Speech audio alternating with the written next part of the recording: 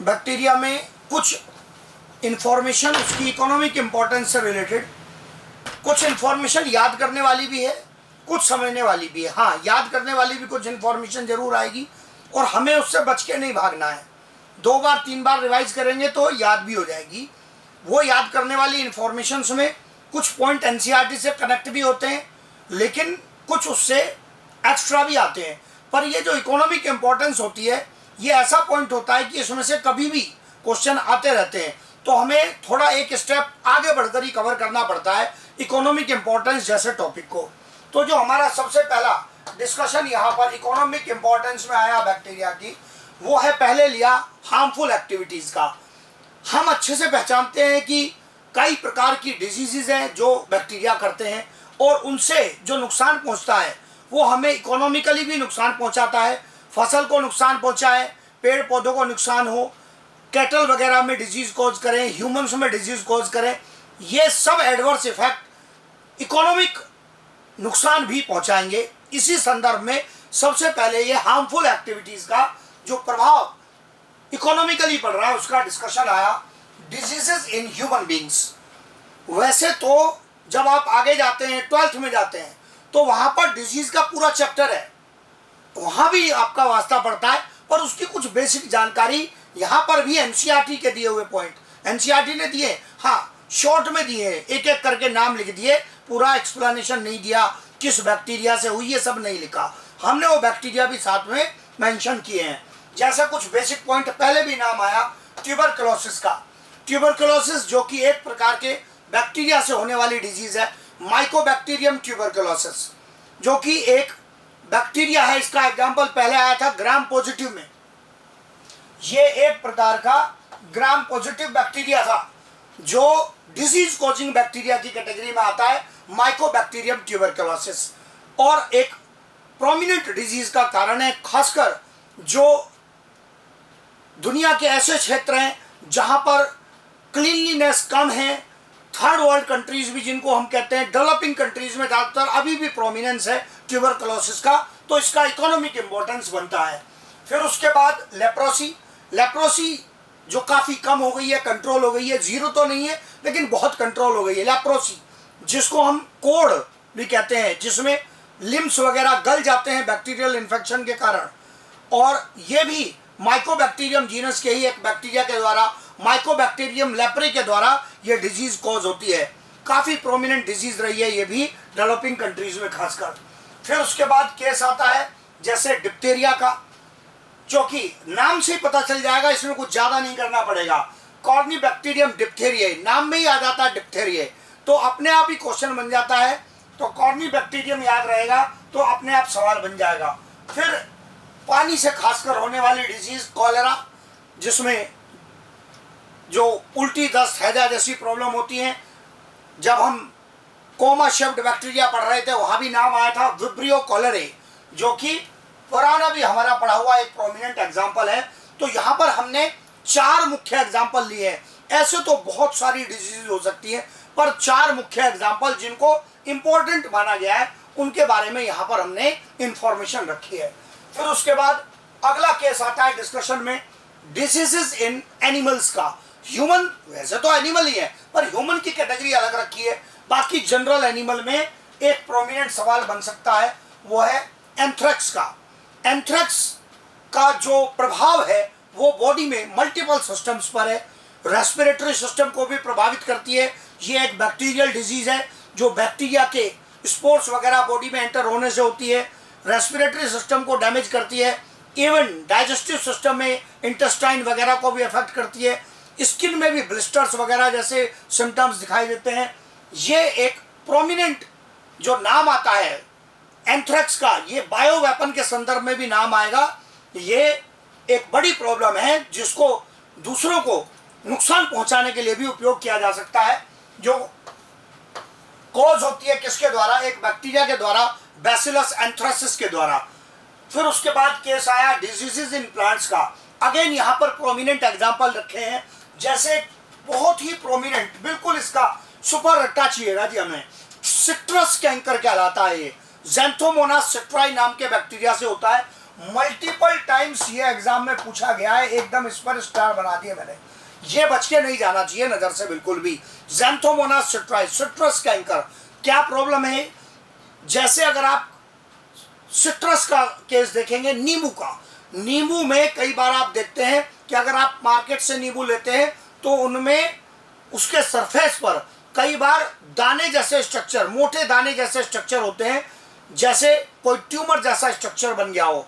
वो जो दाना उसके कवरिंग में बन गए और कई डॉट से बने रहते हैं, हमें देख के ऐसा लगता है बस काला धब्बा है, लेकिन उसको टच करने से पता चलता है कि वहां पर सेल्स का एक गुच्छा जैसा बन गया है। वो सिट्रस कैंकर कहलाता है, जो कि एक बैक्टीरियल इन्फेक्शन के कारण होता है। ज़ैंथोमोनास सिट्राई के द्वारा कोज किया जाता है। मल्टीपल टाइम्स पूछा गया क्वेश्चन है।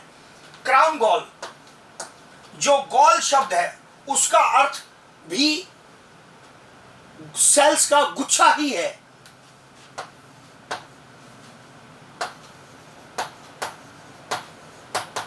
ये भी सेल्स का एक बंच होता है जो कहलाता है गॉल।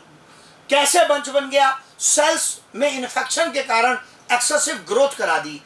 ये इन्फेक्शन किसने कराया? एक बैक्टीरिया के द्वारा हुआ, वो कहलाता है एग्रोबैक्टीरियम ट्यूमिफिशियंस। अगेन बहुत ही इंपॉर्टेंट बैक्टीरिया है, बहुत ज्यादा वास्ता पड़ने वाला है आपका इसके, ये बायोटेक्नोलॉजी वगैरह तक में आगे बहुत इंपॉर्टेंट यूज रखता है एग्रोबैक्टीरियम ट्यूमिफिशियंस।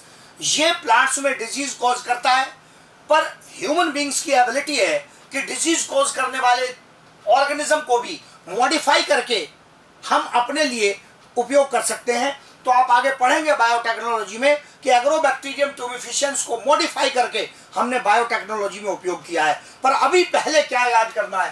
पहले याद करना है कि ये नेचुरली अगर देखें तो ये क्राउन गॉल नाम की डिजीज कॉज करता है कई प्रकार के प्लांट्स में। जब हमने कहा कई प्रकार के प्लांट में, तो इस कैटेगरी में कौन आते हैं? इसमें आते हैं डाइकोट्स। ये भी एक प्रोमिनेंट पॉइंट है, आगे बहुत काम आएगा ये। मतलब ये जो ये दोनों आए हैं प्लांट वाले, इन पर मैंने बहुत दबाव दिया है। तो जब किसी इंफॉर्मेशन को हम इतना एम्फेसाइज कर रहे हैं तो ये बात ध्यान रखनी है कि इसकी भारी इंपॉर्टेंस है। ये दोनों काफी इंपॉर्टेंट पॉइंट है, ज़ैंथोमोनास सिट्राई एंड एग्रोबैक्टीरियम ट्यूमिफिशियंस। फिर अगला केस आ गया यहाँ पर डीनाइट्रिफिकेशन का। क्या प्रोसेस है पहले ये समझेंगे। हो क्या रहा है इसमें? सॉइल के अंदर नाइट्रेट जो प्रेजेंट है, जिनको प्लांट यूज करते हैं, ये यूजफुल होते हैं प्लांट्स के लिए। नाइट्रेट, प्लांट्स इन्हीं नाइट्रेट्स को एब्जॉर्ब करते हैं। लेकिन ये डीनाइट्रिफिकेशन एक ऐसा प्रोसेस है जो सॉइल में प्रेजेंट नाइट्रेट्स को किस में कन्वर्ट कर देता है? नाइट्रोजन में। ये नाइट्रोजन कहां जाएगी? एटमॉस्फेयर में। क्योंकि ये तो गैस बन गई ना, धीरे धीरे सॉइल से बाहर आ जाएगी, रिलीज होती रहेगी एटमॉस्फेयर में। इट मींस डीनाइट्रिफिकेशन के प्रोसेस के द्वारा सॉइल का नाइट्रोजन कंटेंट लॉस हो गया, इसीलिए ये हार्मफुल एक्टिविटीज में रखा गया है। एटमॉस्फेयर में चली गई नाइट्रोजन, इसका मतलब सॉइल का जो नाइट्रोजन कंटेंट है वो डिक्रीज हो गया, कम हो गया। ये इसका नुकसान है। तो खाद डाल डाल के सॉइल को नाइट्रोजन रिच करते रहते हैं, और अगर कुछ बैक्टीरिया की एक्टिविटी के द्वारा उसके नाइट्रेट वापस एटमॉस्फेयर में चले गए तो पौधे को, फसल को तो पर्याप्त नाइट्रेट नहीं मिल पाएंगे, नुकसान हो गया। इसीलिए ये हार्मफुल एक्टिविटी में आया है। कौन बैक्टीरिया ऐसा कर रहे हैं? वो कहलाते हैं डीनाइट्रीफाइंग बैक्टीरिया। जो बैक्टीरिया ऐसा करते हैं they are called denitrifying bacteria. इस पर भी नीट में क्वेश्चन आया है, डीनाइट्रीफाइंग बैक्टीरिया। नाम एकदम आसान, स्यूडोमोनास डीनाइट्रिफिकेंस, बैक्टीरिया के नाम में ही आ रहा है डीनाइट्रिफिकेंस। थायोबैसिलस डीनाइट्रिफिकेंस। लेकिन जब एग्जाम में क्वेश्चन आया तो उसने डीनाइट्रिफिकेंस लिख कर दिया नहीं, मतलब इतना ही रट्टा लगाना है पहले, स्यूडोमोनास एंड थायोबैसिलस। क्योंकि अगर डीनाइट्रिफिकेंस लिख के दे देगा तो अपने आप ही पता चल जाएगा कि डीनाइट्रिफिकेशन कर रहा है। सो जब एग्जाम में क्वेश्चन आया तो उसने डीनाइट्रिफिकेंस लिख कर नहीं दिया, उसने दिया केवल ये पूछा स्यूडोमोनास एंड थायोबैसिलस, दोनों इंपॉर्टेंट बैक्टीरिया जो ये एक्टिविटी करते हैं और इसके लिए रेस्पॉन्सिबल होते हैं सॉइल के नाइट्रोजन कंटेंट को कम करने के लिए ये इनका रोल। फिर उसके बाद अगला केस आ गया डिस्कशन में हमारा यूजफुल एक्टिविटीज का। हार्मफुल एक्टिविटीज हम लोगों ने कवर कर ली, डिजीज वगैरह की, नाइट्रोजन लॉस होने की। क्या बैक्टीरिया हमारे लिए यूजफुल भी है? भरपूर यूजफुल है, बहुत सारे यूजेस हैं।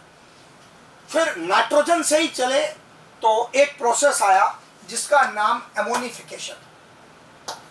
किस चीज को एमोनिफिकेशन कहते हैं यहां पर डिस्क्रिप्शन आया।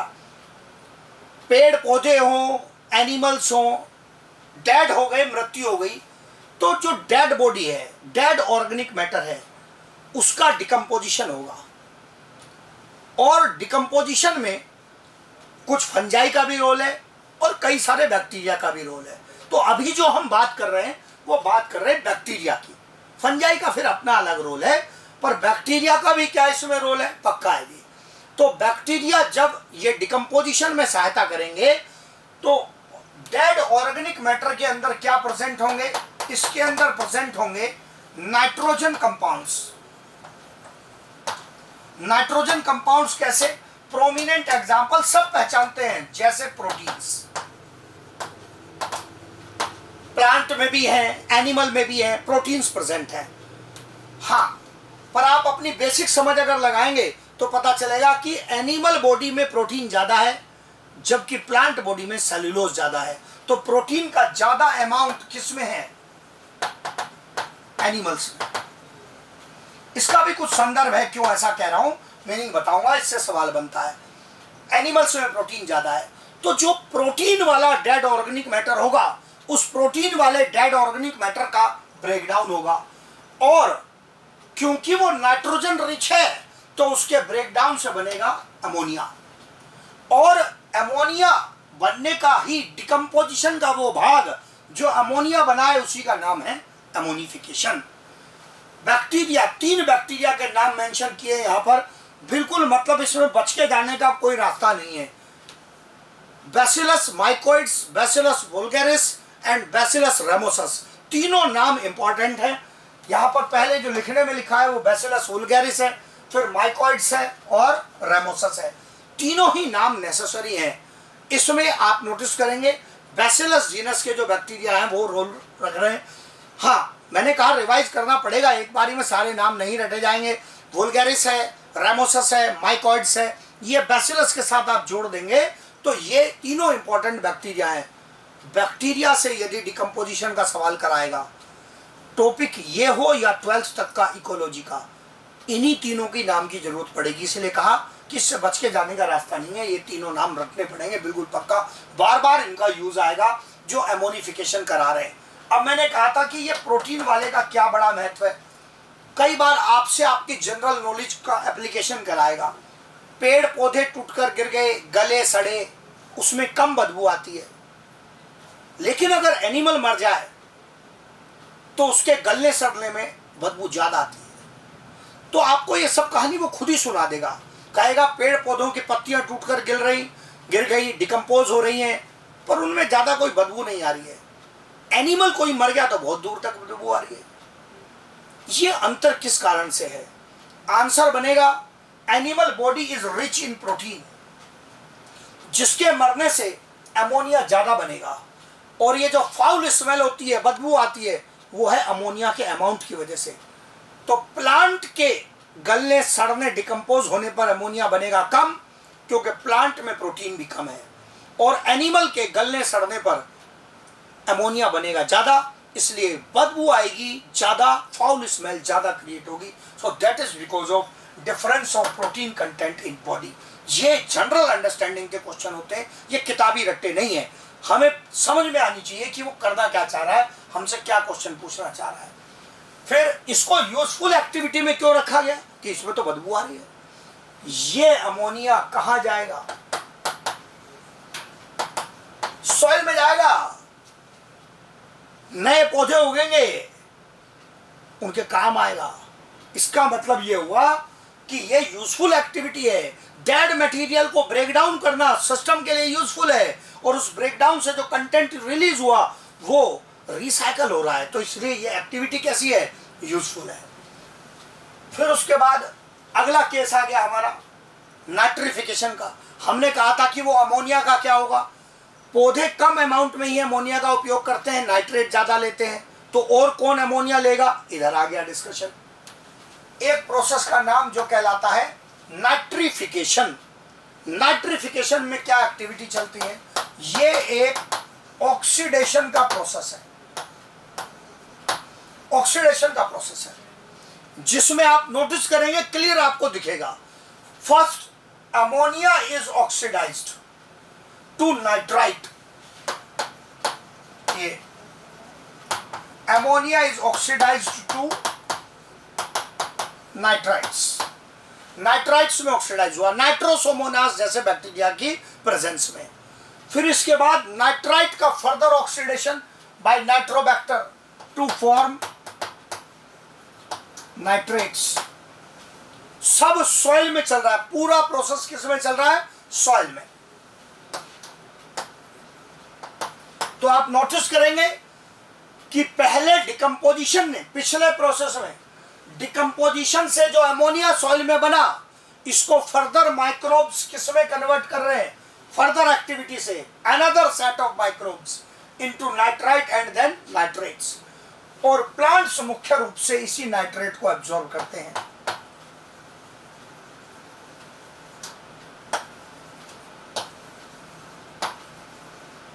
प्लांट्स मुख्य रूप से इसी नाइट्रेट को एब्जॉर्ब करेंगे।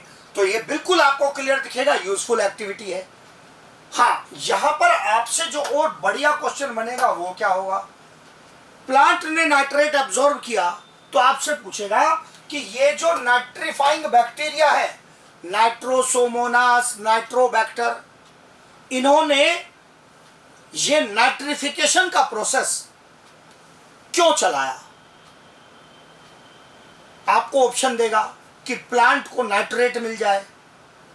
क्या लगता है, बैक्टीरिया परोपकार करने के लिए आया जमीन में ना, बैक्टीरिया अपने काम से ऑक्सीडेशन कर रहा है। मैंने नाम लिया था पहले, ये जो नाइट्रीफाइंग बैक्टीरिया है ये कीमो ऑटोट्रॉफ्स है, ये कीमो ऑटोट्रॉफ्स है। इस ऑक्सीडेशन से ये एनर्जी ले रहे हैं, इलेक्ट्रॉन प्राप्त कर रहे हैं अपना भोजन बनाने के लिए। So process of nitrification involves oxidation, yes. First ammonia oxidized into nitrite and then nitrite into nitrate. Whether these bacteria are doing this for favoring plants, no, they are doing it for themselves। ये plant की मदद करने के लिए नहीं कर रहे हैं, सिस्टम की जिम्मेदारी बैक्टीरिया अपने कंधों पर लेके नहीं उतरा है, उसको अपने काम से मतलब है। तो ये जो वो वर्क कर रहा है वो अपने लिए कर रहा है, वो कीमोऑटोट्रॉफिक बैक्टीरिया है। इस ऑक्सीडेशन से इलेक्ट्रॉन प्राप्त कर रहा है अपना भोजन तैयार करने के लिए, अपने कंपाउंड्स को रिड्यूस करने के लिए, और एनर्जी प्राप्त कर रहा है इस ऑक्सीडेशन से जो रिलीज होगी। तो ये मल्टीपल कनेक्टिविटी होती है। सब हमारे काम के क्वेश्चन, पहले पॉइंट आया था एक कीमोऑटोट्रॉफ का, और ये ऑक्सीडेशन वाला पॉइंट एनसीईआरटी की लाइन। फिर उसके बाद अगला केस आ गया डिस्कशन में नाइट्रोजन फिक्सेशन का। नाइट्रोजन फिक्सेशन क्या प्रोसेस है, ये एक अतिरिक्त प्रोसेस है अमोनिया बनाने का। एक तो प्रोसेस आपने पढ़ा है अमोनिया बनाने का, डेड मटेरियल का डिकम्पोजिशन। देख लो अभी ये आपके सामने, डेड ऑर्गेनिक मैटर के डिकम्पोजिशन से क्या बनाया था, अमोनिया। क्या नेचर में अमोनिया क्रिएट करने का और भी प्रोसेस है, यस। और उसी दूसरे प्रोसेस का नाम है नाइट्रोजन फिक्सेशन। अंतर क्या पहचानना है, डेड मटेरियल से अमोनिया बनाया, अमोनिफिकेशन, लेकिन एटमॉस्फेयर की N2 लेकर अमोनिया बनाया तो नाइट्रोजन फिक्सेशन। ये रहा आपके सामने, N2 इज रिड्यूस्ड, NH3 बनाएंगे, अमोनिया बनाएंगे तो रिडक्शन होगा, to form ammonia by some bacteria. क्या सारे बैक्टीरिया ऐसा कर देते हैं, नहीं, कुछ बैक्टीरिया ही ऐसा करने की एबिलिटी रखते हैं। जैसे पहले भी इनके नाम लिए, rhizobium Frankia.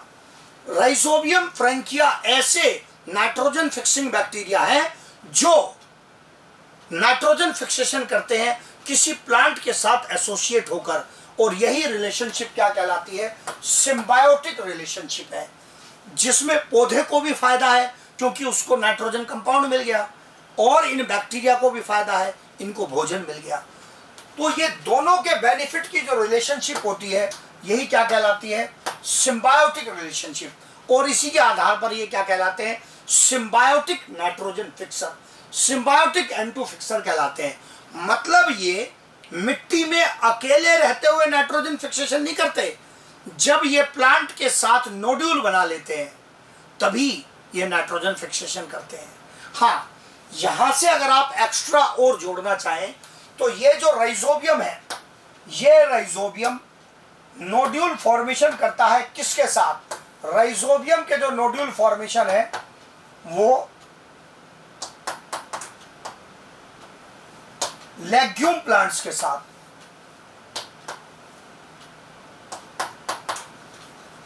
Nodules in legume plants.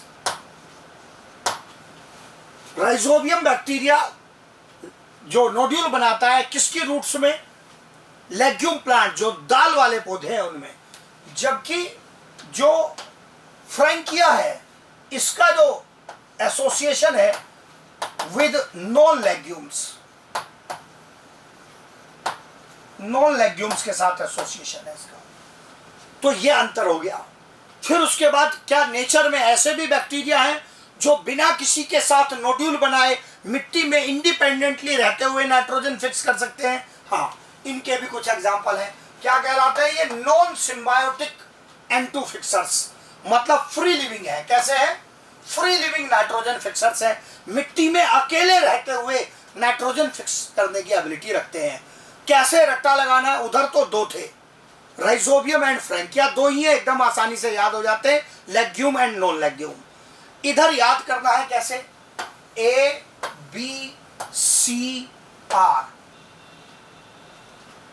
Azotobacter, Beijerinckia, Clostridium and Rhodospirillum. याद करना है ABCR, free living nitrogen fixers. ये चार सबसे इंपॉर्टेंट हैं जिनका यहां हमने सीक्वेंस तैयार किया है। ABCR free living nitrogen fixers, ABCR free living nitrogen fixers. इससे हमें ये याद हो जाएगा, A कौन? एजोटोबैक्टर, B कौन? बेजिरेंकिया, C कौन? Clostridium, R रोडोस्पाइरलम। तो ये ABCR free living nitrogen fixer से ही हमारा free living nitrogen fixer non symbiotic का पॉइंट तैयार हो गया। और इधर दो थे, राइजोबियम एंड फ्रैंकिया। ये 6 एग्जाम्पल तैयार हो गए जो सफिशिएंट है हमारे क्वेश्चंस को कवर करने के लिए। राइजोबियम का एसोसिएशन किसके साथ? लेग्यूम। फ्रैंकिया नॉन लेग्यूम, ये फ्री लिविंग है।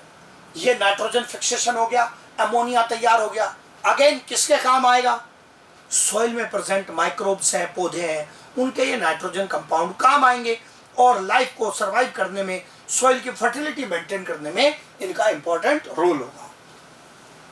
फिर उसके बाद अगला केस आ गया डिस्कशन में, जो आप डेली लाइफ में देखते हैं, कार्ड फॉर्मेशन। दही जमाने में किसका रोल है?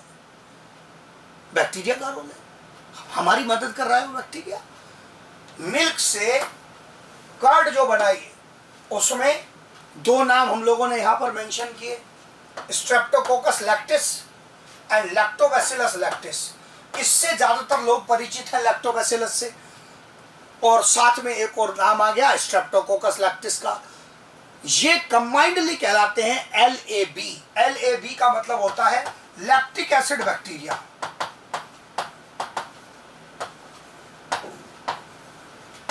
लैक्टिक एसिड बैक्टीरिया मतलब क्या होता है? ये बैक्टीरिया लैक्टिक एसिड प्रोड्यूस करते हैं अपने रेस्पिरेटरी प्रोसेस में।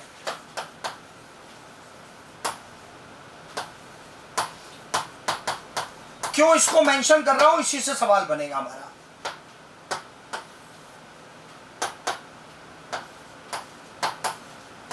ये जो लैक्टिक एसिड है यही दूध के प्रोटीन को चेंज करता है, उनको जमाता है और उनको दही में कन्वर्ट करता है। क्योंकि इसकी पीएच से, इसकी लो पीएच से जो मिल्क प्रोटीन्स हैं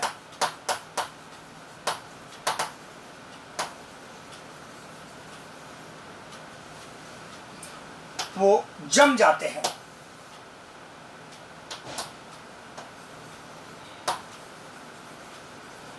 वो कोगुलेट हो गए, जम गए। तो दही कैसे जम गई? बैक्टीरिया ने क्या किया उसमें? बैक्टीरिया अगेन दही जमाने नहीं आया था, बैक्टीरिया अपने काम से आया है, अपने न्यूट्रिशन के लिए आया है। These bacteria utilize milk sugar lactose for their nutrition. ये बैक्टीरिया मिल्क की शुगर को, लैक्टोज को अपने न्यूट्रिशन के लिए उपयोग करते हैं, और इसी प्रोसेस में फॉर्मेशन हो जाता है किसका? लैक्टिक एसिड का, जिसके परिणाम से उसकी लो पीएच से मिल्क के प्रोटीन जम जाते हैं, और मिल्क के प्रोटीन जम जाने से हमें क्या प्रोडक्ट मिल गया? कार्ड, जो हमारे लिए एक यूजफुल प्रोडक्ट होता है।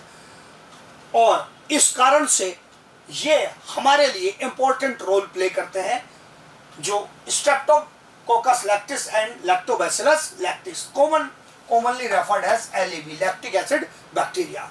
फिर उसके बाद आगे और डिस्कशन आ गया, इनसे भी हम लोग परिचित हैं, यूज करते हैं। एंटीबायोटिक्स, बैक्टीरियल डिजीज को कंट्रोल करने में भी एंटीबायोटिक्स का रोल आता है। एंटीबायोटिक्स क्या है? कुछ माइक्रोब्स के द्वारा ही प्रोड्यूस किए गए ऐसे केमिकल्स हैं जो दूसरे अन्य माइक्रोब्स को कंट्रोल करने में सहायता करते हैं, ये एंटीबायोटिक्स कहलाते हैं। जो एंटीबायोटिक टर्म है किसने दिया? वॉक्समैन ने ये टर्म दिया। ये थोड़ा बैकग्राउंड टाइप के पॉइंट होते हैं, कम महत्व है एंटीबायोटिक, वॉक्समैन पूछने के चांस कम है, फिर भी थोड़ा डिटेल दिया है क्योंकि एंटीबायोटिक्स इंपॉर्टेंट हिस्सा है। सबसे पहले एंटीबायोटिक जो डिस्कवर हुई वो कौन सी थी? वो थी पेनिसिलिन। सब लोग पहचानते हैं पेनिसिलिन, सबसे पहली antibiotic by Alexander Fleming. Antibiotic को खोजा अलेक्जेंडर फ्लेमिंग ने। हाँ, नाम दिया इन केमिकल्स को एंटीबायोटिक किसने? वॉक्समैन ने। लेकिन पहली जो एंटीबायोटिक खोजी गई पेनिसिलिन, वो कहां से प्राप्त की गई थी? पेनिसिलियम से। और पेनिसिलियम क्या है? एक फंजाई है। इसका मतलब नेचर में एंटीबायोटिक्स बैक्टीरिया से भी प्रोड्यूस होती है, फंजाई से भी होती है, और भी दूसरे माइक्रोब्स है जो बनाते हैं। मेनली फंजाई एंड बैक्टीरिया है, पर हमारा यहाँ टारगेट मेन फंजाई तो है नहीं, अभी तो बैक्टीरिया है। तो हम जो एग्जाम्पल लेंगे वो बैक्टीरिया वाले लेंगे अभी। तो यहाँ पर हमने एंटीबायोटिक्स का मेंशन किया। कॉमन एंटीबायोटिक स्ट्रेप्टोमाइसिन, बैक्टीरिया से प्राप्त की जाने वाली ये सबसे पहली एंटीबायोटिक्स की, बैक्टीरिया से नेचर में जो प्राप्त की गई, सबसे पहले डिस्कवर्ड पेनिसिलिन। बैक्टीरिया से प्राप्त की जाने वालों में सबसे पहले स्ट्रेप्टोमाइसिन। कहां से प्राप्त की जाती है? नाम अपने आप कनेक्ट होगा, स्ट्रेप्टोमाइसिस ग्रेशियस। तो अब लेकिन आगे भी स्ट्रेप्टोमाइसिस आएगा, थोड़ा समझ के चलना है। तो स्ट्रेप्टोमाइसिस ग्रेशियस से प्राप्त की जाती है स्ट्रेप्टोमाइसिन। फिर क्लोरोमाइसिटिन, ये भी एक महत्वपूर्ण एंटीबायोटिक है जो ईयर इन्फेक्शन वगैरह में, स्ट्रेप्टोमाइसिन के मल्टीपल उपयोग है, तो ईयर इन्फेक्शन वगैरह में यूज होती है क्लोरोमाइसिटिन। स्ट्रेप्टोमाइसिस वेनेजुएलेसे नामक बैक्टीरिया से ये प्राप्त होती है। तो ग्रेशियस से कौन? स्ट्रेप्टोमाइसिन। वेनेजुएला से कौन? क्लोरोमाइसिटिन। और फिर एक और सेपरेट केस आ गया पॉलीमाइक्सिन का, तो वो कलेक्ट करना आसान है, बैसिलस पॉलीमाइक्सा। बैसिलस पॉलीमाइक्सा से पॉलीमाइक्सिन प्राप्त होती है। ये क्वेश्चन आसानी से बन जाते हैं, इधर आपको दिखेगा पॉलीमाइक्सिन और इधर दिखेगा पॉलीमाइक्सा, ये आसान पॉइंट है। तो दोनों प्रकार के केस लिए पहले वाले पॉइंट पर ज्यादा दबाव रखना है, इसके चार्ज ज्यादा। पहली एंटीबायोटिक थी जो बैक्टीरिया से प्राप्त हुई, स्ट्रेप्टोमाइसिन, फ्रॉम स्ट्रेप्टोमाइसिस ग्रेशियस। फिर उसके बाद अगला केस आता है डिस्कशन में, क्या बैक्टीरिया के एंटीबायोटिक के अतिरिक्त, डिजीज कंट्रोल के अतिरिक्त और भी यूजेस हैं, इंडस्ट्री में है? बिल्कुल। जैसे विनेगर फॉर्मेशन, सिरका जिसको बोलते हैं, इथेनॉल से बनाया जाता है। एसिटोबैक्टर एसिटाई, एसिटिक एसिड, सिरका क्या है? विनेगर क्या है? एसिटिक एसिड है। अल्कोहल को फर्दर ऑक्सीडाइज करके ये जो एसिटोबैक्टर एसिटाई है, ये एसिटिक एसिड का फॉर्मेशन करता है। डायरेक्ट याद करने वाले, रट्टे वाले पॉइंट है बिल्कुल। एक दो पॉइंट आता है ऐसा जिनमें हमें याद रखना होता है कि एसिटोबैक्टर एसिटाई क्या बना रहा है? अल्कोहल से एसिटिक एसिड बना रहा है। फिर ये पॉइंट आता है रेटिंग ऑफ फाइबर्स, थोड़ा आड़ा तिरछा पॉइंट है। पर इसको यहाँ डिस्कशन में रखने का कुछ पर्पज है। एक पुराना क्वेश्चन है, जब AIPMT पैटर्न का एग्जाम होता था उसमें ये क्वेश्चन आया है और बड़ा महत्वपूर्ण इकोनॉमिक इंपॉर्टेंस है। सिलेबस में कहीं डायरेक्ट डिस्कशन नहीं है पर एग्जाम में आ गया। रेटिंग ऑफ फाइबर्स का अर्थ क्या है? अगर आप थोड़ा पहचानते हैं तो जैसे हम पौधों से कई फाइबर प्राप्त करते हैं रस्सी बनाने के लिए धागे, जैसे सन हेम्प, जूट, तो इनके क्या पौधे होते हैं, जूट के पौधे उग गए, सन हेम्प के पौधे उग गए। फिर क्या करते हैं, इनके पौधे 7 फीट 8 फीट की ऊंचाई के पौधे उग गए और मोटाई कैसी, जैसे पौधे की मोटाई इस मार्कर से थोड़ी ज़्यादा, और उसके ऊपर छाल होती है, बार्क होता है। फिर इन पौधों को काट के इनकी गड्डी बना लेते हैं। पौधों को काट के गड्डी बना ली, पत्ते सूख गए उसके।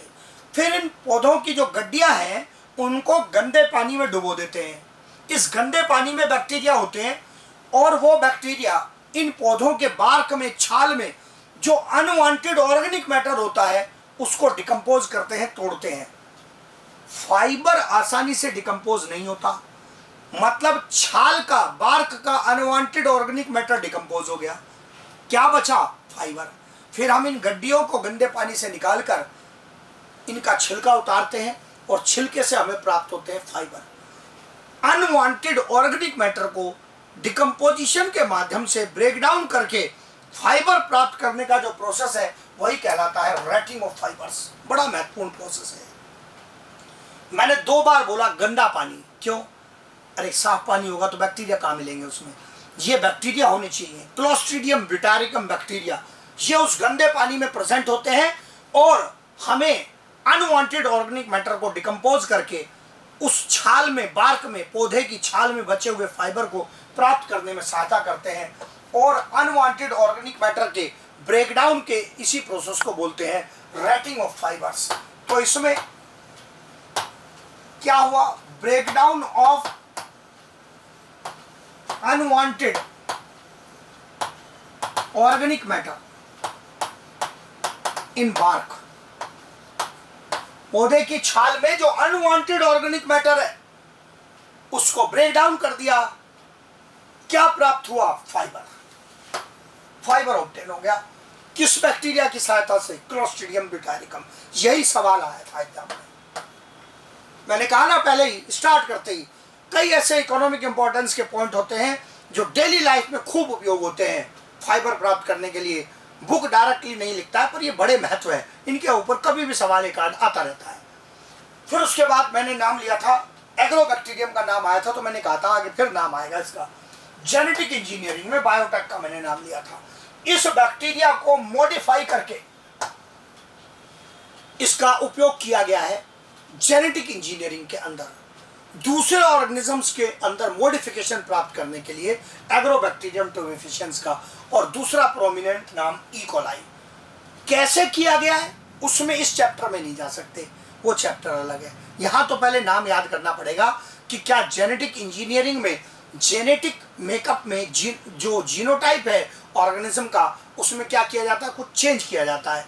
और उस चेंज करने में किसकी सहायता ली जा रही है? 2 मेन बैक्टीरिया है। मीन्स क्या हम जेनेटिक इंजीनियरिंग से कुछ पौधों के जीनोटाइप को बदलकर अपनी चॉइस की कोई इंप्रूव्ड वैरायटी बना सकते हैं किसी फसल की? यस। ऐसा करने के लिए अगर हमें उस पौधे में कोई जीन डालने की आवश्यकता है तो पौधे के अंदर उस जीन को डालने में सहायता की गई है बैक्टीरिया के द्वारा, और उस बैक्टीरिया का नाम एग्रोबैक्टीरियम टोमिफिशियंस। मतलब पहले वो जीन किसको दिया गया? एग्रोबैक्टीरियम को। इसने ले जाकर किसको दिया? पौधे को। तो इस प्रकार से एक्टिविटी हुई है। और ऐसे ही कुछ दूसरे मॉडिफिकेशन के केसेस में उपयोग किया गया किसका? ई कोलाई का। तो ये 2 नाम याद रखने हैं, एग्रोबैक्टीरियम टोमिफिशियंस एंड ई कोलाई। ये हमारा डिस्कशन आ गया यहाँ पर पूरा। इसके बैक्टीरिया के जितने हमारे इकोनॉमिक इंपॉर्टेंस है, हार्मफुल और यूजफुल, दोनों प्रकार के पूरे डिस्कशन हमने बैक्टीरिया के बारे में, सारा डिस्कशन हमने यहाँ पर समाप्त कर दिया।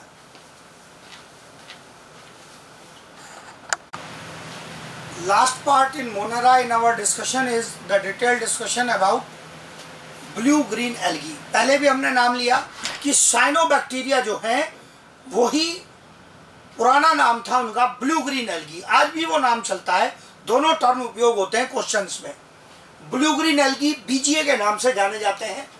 अब category in you bacteria, you bacteria के अंदर ये कैटेगरी है, पहले से बताया है पर बहुत ही महत्वपूर्ण है, फिर आएगा पॉइंट। क्या है ये? फोटोसिंथेटिक है। Cyanobacteria blue green algae photosynthetic होते हैं, अपना भोजन खुद बनाते हैं। और ये कहा था कि ये प्रोकैरियोट का अकेला ऐसा ग्रुप है जो फोटोसिंथेसिस में ऑक्सीजन रिलीज करने का काम करता है। O2 रिलीजिंग फोटोसिंथेसिस बताया था। और एनसीईआरटी और साथ में क्या बताता है, जिस पर ये और यहाँ पर ये स्टार लगाए, क्लोरोफिल ए। एनसीईआरटी कहता है कि इनमें क्लोरोफिल ए प्रेजेंट है। किसकी तरह से? हायर प्लांट की तरह से। काफी महत्वपूर्ण पॉइंट है ये, छूटना नहीं चाहिए नजर से बिल्कुल भी, कि साइनोबैक्टीरिया या ब्लू ग्रीन एल्गी वो ग्रुप है मोनेरा का जिसमें हायर प्लांट के जैसा ही क्लोरोफिल ए प्रेजेंट होता है।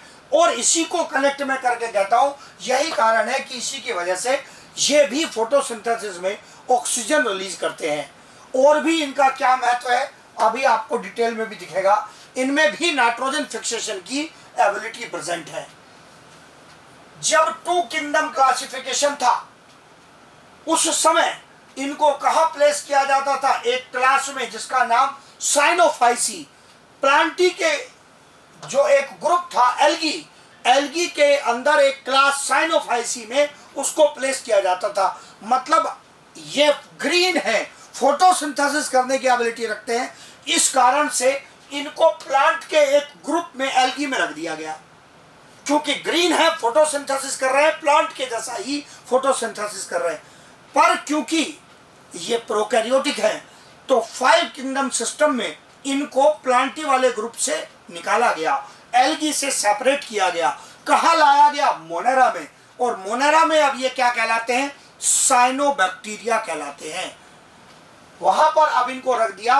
नीचे पॉइंट मेंशन करता है, now they are placed in kingdom Monera and they are called cyanobacteria. जितने पॉइंट लिखे हैं सब एनसीईआरटी के पॉइंट है, कुछ छूटने जैसा नहीं है इस समय बोर्ड पर। जो पहला डिस्क्रिप्शन यहाँ पर आया है, पहले वो एल्गी के साइनोफाइसी क्लास में रखे जाते थे, अब वो मोनेरा के साइनोबैक्टीरिया ग्रुप के अंदर रखे जाते हैं। फोटोसिंथेसिस करते हैं और प्लांट की तरह ही, हायर प्लांट की तरह ही क्लोरोफिल ए रखते हैं। हाँ, नाइट्रोजन फिक्सेशन और डिस्कशन आएगा। अगला पॉइंट आया इनके बारे में डिस्कशन में, ये साइनोबैक्टीरिया कैसा दिखते हैं, इनका स्ट्रक्चर किस प्रकार का है। स्ट्रक्चरली सब एनसीईआरटी का डिस्क्रिप्शन, हाँ डायग्राम वगैरह जोड़े हैं ताकि दिमाग में और इंफॉर्मेशन बैठे। एक डायग्राम एनसीईआरटी का लिया है और एक कॉलोनी और एक्स्ट्रा बनाई है। Structurally they can be unicellular, some cyanobacteria are unicellular, जैसे स्पाइरुलिना। प्रोटीन सोर्स वगैरह के बारे में अगर हम पढ़ते हैं कई बार सिंगल सेल प्रोटीन की सोर्स में, तो उसमें कुछ लोग पहचानते हैं कि स्पाइरुलिना एक रिच सोर्स है प्रोटीन की। वही ये एक प्रकार का साइनोबैक्टीरिया है या एक ब्लू ग्रीन एल्गी है। कॉलोनी बनाने वाले जो बैक्टीरिया है उनमें एक प्रोमिनेंट एग्जांपल लिया माइक्रोसिस्टिस का। कैसी कॉलोनी होगी? ऐसे बहुत सारे मेंबर्स होंगे, ये इंडिविजुअल मेंबर कॉलोनी के अंदर, और उनके चारों तरफ एनसीईआरटी बिना डायग्राम बनाए कहता है कि कॉलोनी के चारों तरफ जेलेटिनस शीट होगी। कॉलोनी के चारों तरफ जेलेटिनस शीट, तो ये यहां पर डिस्क्राइब करके दिखाया है कि ये एक प्रकार की जेलेटिनस शीट प्रेजेंट है। ये जो जेलेटिनस शीट है ये किसकी बनी हुई है? ये म्यूसिलेज की बनी हुई है। इस म्यूसिलेज में कैसे कंपोनेंट्स हैं? इसमें प्रेजेंट है मुख्य रूप से पॉलीसैकेराइड्स।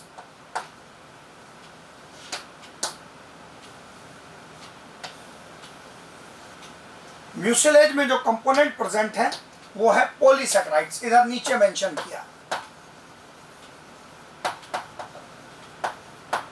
पॉलीसैकेराइड्स हैं जो कि एक प्रकार के कॉम्प्लेक्स शुगर्स हैं जो इस म्यूसिलेज को बना रहे हैं। अब और कैटेगरी आई फिलामेंटस साइनोबैक्टीरिया या ब्लू ग्रीन एल्गी की। ऐसा स्ट्रक्चर एनसीईआरटी भी बनाता है। ये एक फिलामेंट बना दिया, मल्टीपल सेल जुड़े हुए हैं, इस प्रकार का फिलामेंटस स्ट्रक्चर। और यहां पर एनसीईआरटी लिखता है डायग्राम पर म्यूसिलेजिनस शीट। थ्योरी में जब लिखा है उसने तो पहले एक तरफ थ्योरी में लिखा जिलेटिनस शीट, डायग्राम पर जब एनसीईआरटी ने मेंशन किया म्यूसिलेजिनस शीट। इनमें कोई डिफरेंस नहीं है, इसलिए मैंने यहीं पर लिख दिया म्यूसिलेज कि ये म्यूसिलेज का बना है, ये सेम मीनिंग है। पॉलीसैकेराइड की बनी हुई एक परत जो जिलेटिनस या म्यूसिलेजिनस शीट कहलाती है, वो सेम मटेरियल है। इसका मतलब ये म्यूसिलेजिनस शीट लिखा जाए या जिलेटिनस शीट लिखा जाए, सेम मीनिंग है। कॉलोनी पर भी कवरिंग प्रेजेंट है और ये फिलामेंट पर भी कवरिंग प्रेजेंट है।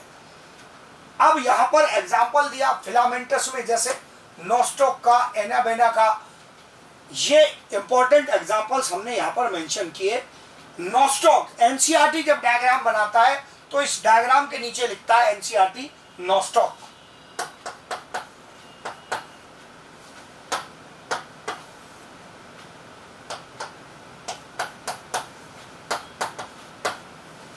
ये डायग्राम के नीचे मेंशन किया।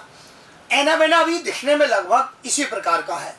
हाँ, इस बात का ध्यान रखना है कि कहीं कहीं पर कई बार क्या होता है कि एनाबेना को वो कॉलोनी में मेंशन कर देते हैं, ये बात सच नहीं है। एनाबेना भी फिलामेंटस है। मैंने अपनी जगह एक्सप्लेनेशन बिल्कुल सही लिखा हुआ है कि एनाबेना फिलामेंटस की कैटेगरी में आता है, एक्यूरेट लिखा हुआ, कोई मिस्टेक नहीं है उसमें।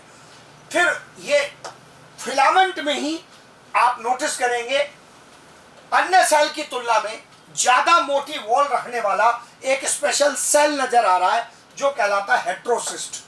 हेट्रोसिस्ट का बहुत बड़ा महत्व है। ये नाइट्रोजन फिक्स करने वाला सेल होता है।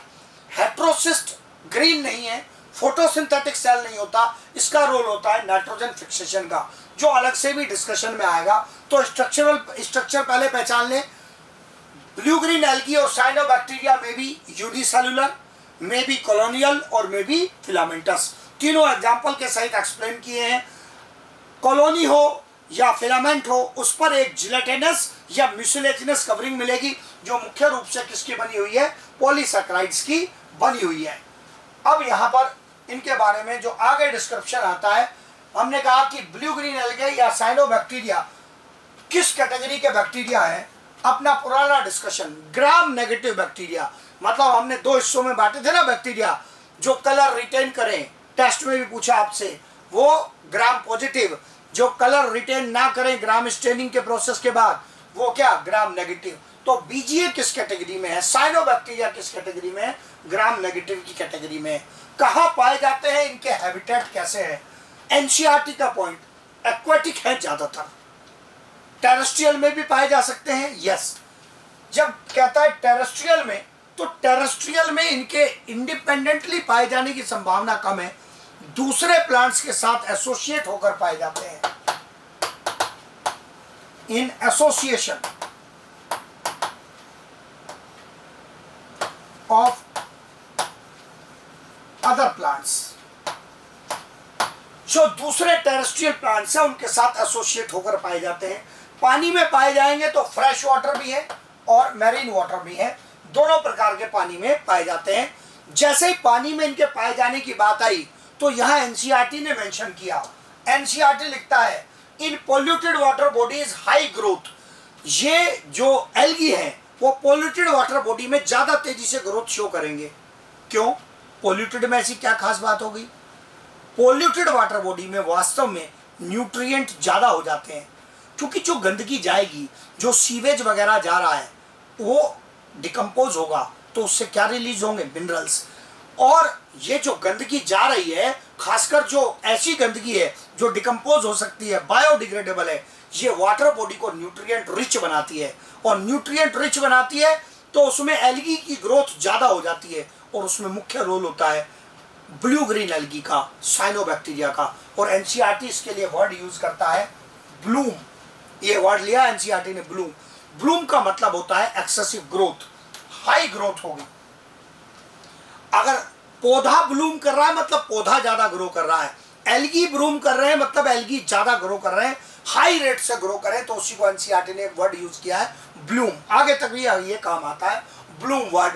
किस कारण से हुआ है? न्यूट्रिएंट्स ज्यादा हो गए, जो गंदगी पानी में जाती है वो भी ब्रेक डाउन होने पर न्यूट्रिएंट्स रिलीज करती है, और इस कारण से एल्गी की वहां पर ग्रोथ ज्यादा हो जाती है।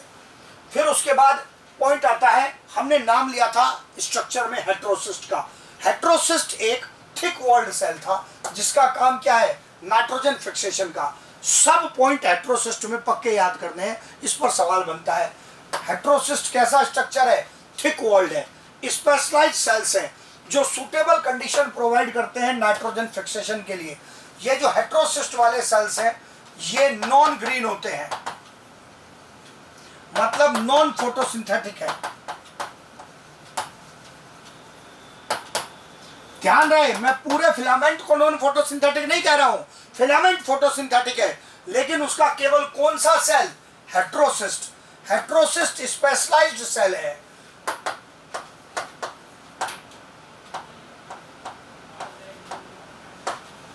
ये स्पेशलाइज्ड सेल है हेटेरोसिस्ट, जिसकी थिक वॉल है और ये स्पेशल कंडीशन प्रोवाइड करता है नाइट्रोजन फिक्सेशन के लिए।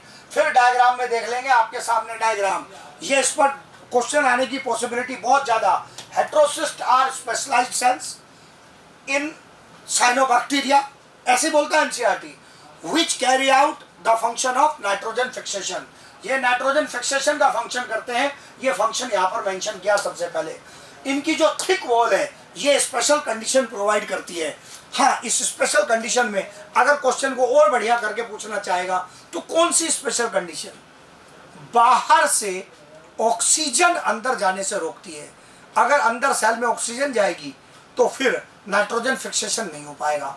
नाइट्रोजन फिक्सेशन के लिए एनारोबिक कंडीशन चाहिए। तो ये जो स्पेशलाइज्ड कंडीशन प्रोवाइड कर रहे हैं वो है anaerobic condition. Anaerobic condition maintain होती है इन सेल्स के अंदर। ध्यान रहे, पूरा फिलामेंट एनारोबिक नहीं है, पूरा फिलामेंट तो खुद ऑक्सीजन प्रोड्यूस कर रहा है, लेकिन हेटेरोसिस्ट नहीं कर रहा। अब आप समझ लगाओ, अगर हेटेरोसिस्ट फोटोसिंथेसिस करता तो फोटोसिंथेसिस में ही ऑक्सीजन प्रोड्यूस हो जाती, इसलिए उसको फोटोसिंथेसिस करने से रोक दिया कि हेटेरोसिस्ट में फोटोसिंथेसिस नहीं चलानी है, क्योंकि अदरवाइज फोटोसिंथेसिस तो खुद ही ऑटो बना देगी। तो ये ऐसे स्पेशलाइज्ड सेल्स हैं जिनके अंदर एनारोबिक कंडीशन मेंटेन करके नाइट्रोजन फिक्सेशन का प्रोसेस चलाया जा रहा है, इसीलिए इनसे फोटोसिंथेसिस की एबिलिटी छीन ली। इनको न्यूट्रिशन कहाँ से मिलेगा? पड़ोस के सेल से मिलेगा, भोजन मिलेगा उससे। फिर उसके बाद अगला केस आया डिस्कशन का, हमने कहा नाइट्रोजन फिक्सेशन चल रहा है जी हेटेरोसिस्ट में। तो जो नाइट्रोजन फिक्सेशन है ब्लू ग्रीन एल्गी के द्वारा, ये दोनों प्रकार से किया जाता है। ब्लू ग्रीन एल्गी में किसी दूसरे पौधे के साथ एसोसिएट होकर नाइट्रोजन फिक्स करने की भी एबिलिटी है, और फ्री लिविंग फॉर्म में भी अकेले रहकर भी नाइट्रोजन फिक्सेशन की एबिलिटी प्रेजेंट है। पुराने पॉइंट याद दिला दूं, राइजोबियम फ्रैंकिया सिम्बायोटिक एसोसिएशन में याद करवाया था, ABCR free living nitrogen fixers bacteria थे, वो साइनोबैक्टीरिया नहीं, बैक्टीरिया। ABC एजोटोबैक्टर, बेजेरेंकिया, क्लोस्ट्रीडियम, रोडोस्पाइरलम, वो बैक्टीरिया के केस थे, पर वहां भी दो कैटेगरी थी, सिम्बायोटिक, फ्री लिविंग। अब यहां आए तो क्या यहां भी दोनों प्रकार के हैं? बिल्कुल, लेकिन आप मेंबर नोटिस करेंगे तो एनाबेना इधर भी लिखा है, इधर भी लिखा है, नोस्टोक इधर भी लिखा है, इधर भी लिखा है। हाँ, कुछ मेंबर का डिफरेंस आएगा, जैसे आउलोसीराइड ऑक्सीलेटोरिया। इसका मतलब साइनोबैक्टीरिया ऐसे हैं जिनमें दोनों प्रकार की एबिलिटी है। इवन सेम साइनोबैक्टीरिया भी ऐसे हो सकते हैं जो फ्री लिविंग में भी नाइट्रोजन फिक्स करें और सिम्बायोटिक में भी। एग्जाम्पल सही समझाया, एनाबेना और नोस्टॉक किसकी जड़ों में एसोसिएटेड पाए जाते हैं? साइकस प्लांट की। साइकस प्लांट की जड़ों में एनाबेना नोस्टॉक का एसोसिएशन पाया जाता है, जहां पर ये नाइट्रोजन फिक्स करते हैं और पौधे की सहायता करते हैं और वहां से खुद भी भोजन प्राप्त करते हैं। इसके अलग बहुत important example, anabaena in leaves of azolla. Azolla एक एक्वेटिक प्लांट है जिसकी पत्तियों में एनाबेना नाम का साइनोबैक्टीरिया एसोसिएटेड पाया जाता है और ये नाइट्रोजन फिक्स करता है। इसको पैडी फील्ड्स में, मतलब धान के खेतों में मुख्य रूप से उपयोग किया जाता है। अलग से सवाल बनता है, धान के खेतों में यदि एजोला एनाबेना को डाल दिया जाए, एजोला की पत्तियां डाल दें, किसानों को सलाह दी जाती है कि खेत में जहां पानी भरा हुआ है, धान के खेत में पानी भरा रहता है, एक्वेटिक कंडीशन मिलेगी, उसमें एजोला की पत्तियां डाल दो और उससे नाइट्रोजन फिक्सेशन होगा और धान की जो पैदावार है वो बढ़ जाएगी। फ्री लिविंग में भी एनाबेना नोस्टॉक कर सकते हैं। अतिरिक्त एग्जाम्पल में एवोलोसिरा ऑक्सिलेटोरिया आ गए। इसका मतलब अगर आप नोटिस करेंगे तो आपको पता चलेगा, आपको सबसे जो पहला मेन यहाँ पर रखा है वो है याद करने का पॉइंट एनाबेना एंड नोस्टॉक। इन्हीं पर दोनों सवाल ज्यादा आते हैं, एनाबेना इधर भी नोस्टॉक, एनाबेना फिर एनाबेना नोस्टॉक, इनके सवाल के चांस कम हैं। क्या इनका भी उपयोग किया जा सकता है? बिल्कुल किया जा सकता है। जब ये ऑप्शन में नहीं होंगे तो कई क्वेश्चन में नाइट्रोजन फिक्सेशन के लिए आपको ऑक्सिलेटोरिया आंसर मिलेगा। इन दोनों का उपयोग भी also used in paddy fields, इनका भी उपयोग किया जाता है। मैं कह रहा हूं इनका भी किया जाता है, इसका मतलब वो पहली चॉइस नहीं है। पहली जो चॉइस है वो पहली चॉइस है ये एनाबेना एजोला का एसोसिएशन, ये इसका नाइट्रोजन फिक्सेशन का रोल आ गया। फिर उसके बाद वैसे तो मैं रिप्रोडक्शन डिटेल में पहले पढ़ा चुका हूं पूरे बैक्टीरिया का। थोड़ा बेसिक पॉइंट क्या ब्लू ग्रीन एल्गी के बारे में यदि कोई अलग पॉइंट आता है तो उसको डिस्कस करेंगे। रिप्रोडक्शन वेजिटेटिव किस प्रकार से, एक प्रोसेस अपना पुराना पहले पूरा डिटेल दे दिया। डिवीजन हो गया बैक्टीरिया का, वही क्या नाम दिया था, बाइनरी फिशन। फ्रेगमेंटेशन, जो फिलामेंटस स्ट्रक्चर होते हैं यदि वो फ्रेगमेंट हो जाए, कहीं से टूट जाए और दोनों टुकड़े नए फिलामेंट के रूप में ग्रो कर जाएं, तो ये भी एक रिप्रोडक्शन का मेथड कहलाता है और यही कहलाता है फ्रेगमेंटेशन। यहां से एक ही सवाल बनता है मेन, और वो सवाल है क्या, यहां आपको दिखेगा वो सवाल है ये होर्मोगोनिया। होर्मोगोनिया ऐसे थिक वॉल्ड सेल होते हैं जहां से फिलामेंट टूट जाता है। मिक्स नहीं करना है, हेट्रोसिस्ट की बात नहीं कर रहा हूं, बिल्कुल अलग है। Hormogonia are thick walled cells from where the filament breaks down. ये ऐसे थिक वॉल्ड सेल होते हैं जिनकी प्रोटोप्लाज्म की डेथ हो जाती है और फिलामेंट यहीं से टूट जाता है, और फिलामेंट यहां से टूट जाता है तो ये दो अलग अलग टुकड़ों में बढ़ जाता है, और फिलामेंट दो अलग अलग टुकड़ों में अगर बट गया तो ये दो टुकड़ों में बट जाने के बाद दोनों टुकड़े ग्रो करेंगे, और इसका मतलब ये भी एक साधन हो गया किसका, रिप्रोडक्शन का। फिर उसके बाद डिस्कशन आता है एसेक्सुअल रिप्रोडक्शन। पहले ही कहा था अनफेवरेबल कंडीशन में कुछ स्पेशल स्पोर बनेगा, बस नया नाम आ गया यहाँ पर स्पेशल स्पोर का, और वो नया नाम है एकाइनीट। अनफेवरेबल कंडीशन होगी तो पक्का थिक वॉल्ड होगा। बाहर की अनफेवरेबल कंडीशन से बचाने के लिए साइनोबैक्टीरिया में जो स्पोर बनता है उसका नाम है एकाइनीट। सामान्य बैक्टीरिया में जो स्पोर था उसका नाम क्या था, एंडोस्पोर। और एग्जाम्पल दिया है जिन बैक्टीरिया में ये देखने के लिए मिलेगा, जिन साइनोबैक्टीरिया में देखने के लिए मिलेगा, नोस्टॉक में। थिक वॉल्ड है, प्रोटेक्शन का काम है, बेसिक फंक्शन वही है, लेकिन नया जो पॉइंट है वो केवल नाम याद करने का है। और उसके बाद जो आखिरी हिस्सा आता है इसका भी हम हिस्सा डिस्कस कर चुके हैं, केवल नाम याद कराने। इकोनॉमिक इंपॉर्टेंस, क्या कुछ महत्व रखते हैं साइनोबैक्टीरिया, पूरा डिटेल दिया। नाइट्रोजन फिक्सेशन कर रहे हैं, पैडी फील्ड में उपयोग हो रहे हैं, फ्री लिविंग में भी नाइट्रोजन फिक्स करते हैं, सिम्बायोटिक में भी नाइट्रोजन फिक्स करते हैं। तो यहाँ दोबारा कुछ डिटेल नहीं मेंशन किया है, पहले ही पूरा समझा चुका हूँ। प्रोटीन रिच की बात की थी, जो स्पारुलिना एक कॉमन सोर्स है जो एससीपी के नाम से भी जाना जाता है, सिंगल सेल प्रोटीन। एससीपी के नाम से, सिंगल सेल प्रोटीन के नाम से जाना जाता है।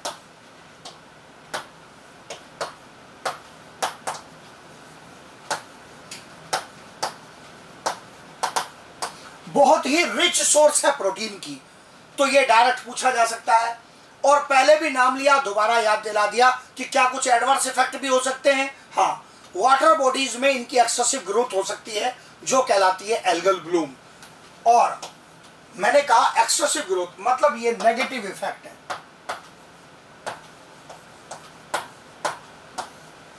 क्यों नेगेटिव इफेक्ट है? एक्सेसिव कुछ भी अगर कोई ग्रोथ करेगा तो वो सिस्टम को नुकसान पहुंचाएगा, दूसरे भी ऑर्गेनिजम्स है उनकी ग्रोथ पर एडवर्स इफेक्ट आएगा। तो यहाँ पर जो एल्गल ब्लूम होगी इसमें कई प्रकार के टॉक्सिक केमिकल्स भी प्रोड्यूस हो जाते हैं कुछ साइनोबैक्टीरिया के द्वारा, जिससे वाटर बॉडी में दूसरे ऑर्गेनिजम्स पर एडवर्स इफेक्ट आता है। ये सारे इम्पैक्ट हमने यहाँ पर मेंशन किए। मेन पॉइंट्स याद कर लो जरा। साइनोबैक्टीरिया, क्या आप हेट्रोसिस्ट का आंसर दे पाएंगे? क्या रोल है हेट्रोसिस्ट का? Nitrogen fixation, main question. Thick walled structure, इसमें फोटोसिंथेसिस होगा ना? फोटोसिंथेसिस नहीं होगा हेट्रोसिस्ट में। क्यों नहीं होगा? O2 नहीं बननी चाहिए, थिक वॉल्ड है, अंदर O2 जाने भी नहीं चाहिए, तभी उसमें नाइट्रोजन फिक्सेशन का प्रोसेस चल पाएगा। 3 प्रकार के स्ट्रक्चर मिलेंगे, या तो यूनिसेलुलर है, कॉलोनियल है, या फिलामेंटस है। नॉस्टॉक जैसे, एनाबेना जैसे स्ट्रक्चर्स फिलामेंटस में आ गए हमारे। माइक्रोसिस्टिस का एग्जांपल दिया था, देख सकते हैं आप उसको फिर से, तो आप नोटिस करेंगे क्या इंपॉर्टेंट पॉइंट है। क्या साइनोबैक्टीरिया दोनों फॉर्म में नाइट्रोजन फिक्स कर रहे हैं, free living and symbiotic? Yes, दोनों में कर रहे हैं। फिर इसके बाद पॉइंट आता है, एक टर्म जो एनसीईआरटी ने यूज किया, ब्लूम, वो एक्सप्लेन कर दिया। और फिर इसके बाद एक पॉइंट जो बचता है वो है इनके हैबिटेट, उस पर भी एनसीईआरटी ने पॉइंट लिया है, कि वो मैंने एनसीईआरटी का ही पॉइंट लिया है, एक्वाटिक प्लस टेरेस्ट्रियल। जैसे कहा साइकस की रूट में, तो साइकस तो प्लांट है, ट्री है, उसकी जड़ों में उग रहे हैं तो टेरेस्ट्रियल हो गए, और पानी के अंदर उग रहे हैं तो उसके मल्टीपल एग्जाम्पल लिए हैं। नॉस्टॉक, एनाबेना वगैरह पानी में, धान के खेत में पानी भरा रहता है उसमें उग रहे हैं, तो ये सब केसेस इनके हैबिटेट से रिलेटेड। मीन्स एनसीईआरटी प्लस जो और नेसेसरी इंफॉर्मेशन है वो हमने पूरी डिस्कस कर। There is another portion in Monera, the last part of this discussion, that is about mycoplasma. NCERT ने जब डिस्कशन शुरू किया मोनेरा का, तो एक जगह तो एनसीईआरटी ने लिखा, पहले भी मैंने उसको हाईलाइट किया, उस पर स्टूडेंट क्वेश्चन भी करते हैं, that bacteria are the sole members of Monera. ऐसा जनरलाइज्ड स्टेटमेंट एनसीईआरटी ने लिखा है, पर यह टेक्निकली पूरी तरह करेक्ट नहीं है। क्या बैक्टीरिया के अतिरिक्त कोई और भी मेंबर्स हैं? यस, एक अनदर ग्रुप है जो कहलाता है माइकोप्लाज्मा। जो माइकोप्लाज्मा का ग्रुप है, इसमें अन्य बैक्टीरिया की तुलना में कई प्रकार के डिफरेंस आपको दिखाई देंगे। जो माइकोप्लाज्मा है, इनको डिस्कवर किया था नोकार्ड एंड रॉक्स ने। ये क्वेश्चन भी कई बार आ जाता है, मतलब एकदम टॉप कैटेगरी का महत्व तो नहीं रखता है, लेकिन फिर भी ये याद करने का पॉइंट है कि माइकोप्लाज्मा को नोकार्ड और रॉक्स ने डिस्कवर किया था। ये एक और नाम से जाने जाते हैं जो कहलाता है पीपीएलओ। कई सारे क्वेश्चन होते हैं। एनसीईआरटी ने जब डायग्राम बनाया है तो एनसीईआरटी ने डायग्राम पर लिखा है पीपीएलओ, थ्योरी में लिखा है माइकोप्लाज्मा। तो स्टूडेंट का एक डाउट ये भी रहता है कि क्या ये अलग अलग है? ना, अलग अलग नहीं है। पुराना नाम जो था टर्म वो पीपीएलओ था, और जो इसका नया नाम है, इसके लिए कॉमन जीनस बनाया गया है, वो है माइकोप्लाज्मा। जो ये नाम दिया जीनस का, ये माइकोप्लाज्मा, ये माइकोप्लाज्मा जो जीनस दिया, ये नोवाक ने, नोवाक अनदर साइंटिस्ट जिन्होंने ये जीनस क्रिएट किया, इनको प्लेस करने के लिए माइकोप्लाज्मा नाम का। 2 अलग अलग सवाल हो गए। डिस्कवर किया किसने, वो अलग है। माइकोप्लाज्मा ग्रुप का नाम देकर उसमें किसने रखा, वो है नोवाक। अब मैटर आया पीपीएलओ का क्या मतलब। यहां पर मैंने मेंशन किया ये प्लूरोनिमोनिया लाइक ऑर्गेनिज्म।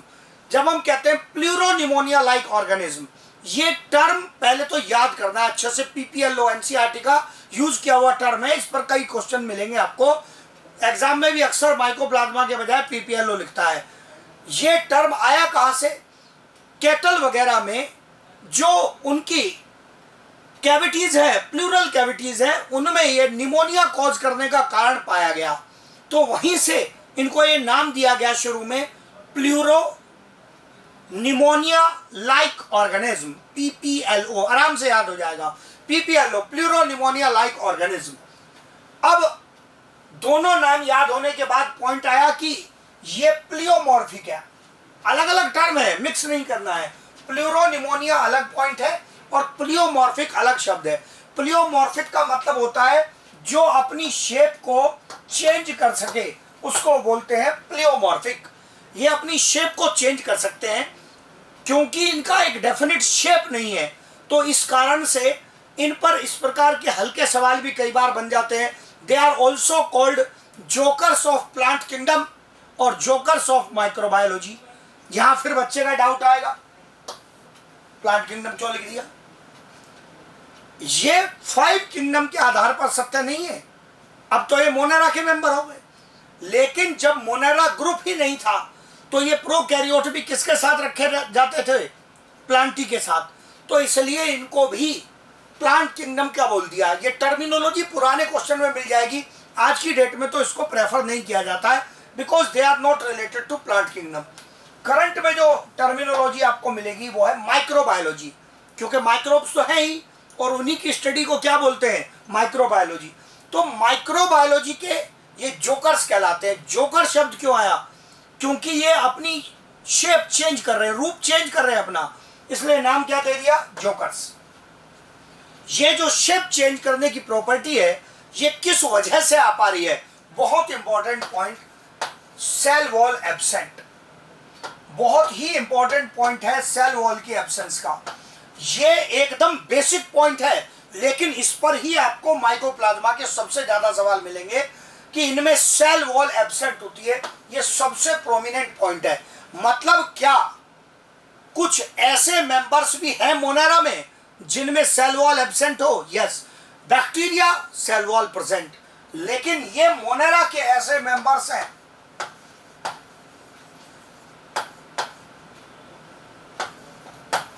जिनमें सेल वॉल एब्सेंट है। तो अपनी पुरानी जानकारी आप उपयोग कर लेंगे। बैक्टीरिया, चाहे आर्की बैक्टीरिया थे, यू बैक्टीरिया थे, उसी का भाग साइनो बैक्टीरिया थे, सब में सेल वॉल थी। प्रोकैरियोट का अकेला ग्रुप जिसमें सेल वॉल नहीं होती वो कौन है? Mycoplasma, cell wall absent. ये इस पर रिलेट करके और भी क्वेश्चन बनेंगे। ये पॉइंट बिल्कुल भी नजर से मिस नहीं होना चाहिए कि इनमें सेल वॉल एब्सेंट है। मतलब इसका कोई बड़ा महत्व नहीं है इन दोनों चीजों का, ये सब इसी की कनेक्टिविटी की वजह से यहाँ पर मेन ये बताए जा रहे हैं। फिर उसके बाद अगला पॉइंट हमारे डिस्कशन में आता है कि इनके क्या और अन्य फीचर्स क्या है। ये सबसे छोटे लिविंग ऑर्गेनिज्म है। जब लिविंग की बात करते हैं तो प्योर लिविंग, जिनमें सेल हो, सेल के बने हो। वायरस इससे भी छोटे हैं, लेकिन वो सेल के बने हुए नहीं है, उनमें प्योर लाइफ नहीं है। They are between living and dead. लेकिन इंडिपेंडेंटली लाइफ मेंटेन करके रखने की एबिलिटी वाले ऑर्गेनिज्म जो खुद लाइफ मेंटेन कर सकते हैं, उनमें सबसे छोटे माइकोप्लाज्मा ही है। इनकी रेंज दी है साइज की 0.1 से 0.3 माइक्रोमीटर। एनसीईआरटी अगेन, एनसीईआरटी ने जब डायग्राम बनाया है तो उस पर लिखा है 0.3 माइक्रोमीटर, थ्योरी पर लिखा है 0.1। ये इनके अलग अलग मेंबर्स हो सकते हैं, उसके हिसाब से रेंज है। इसमें से जो 0.1 माइक्रोमीटर साइज वाले, 0.1 माइक्रोमीटर डायमीटर वाले माइकोप्लाज्मा है वो सबसे छोटे हैं। ये यूनिसेलुलर होते हैं, मोनेरा के मेंबर है तो सीधी सी बात है प्रोकैरियोटिक है।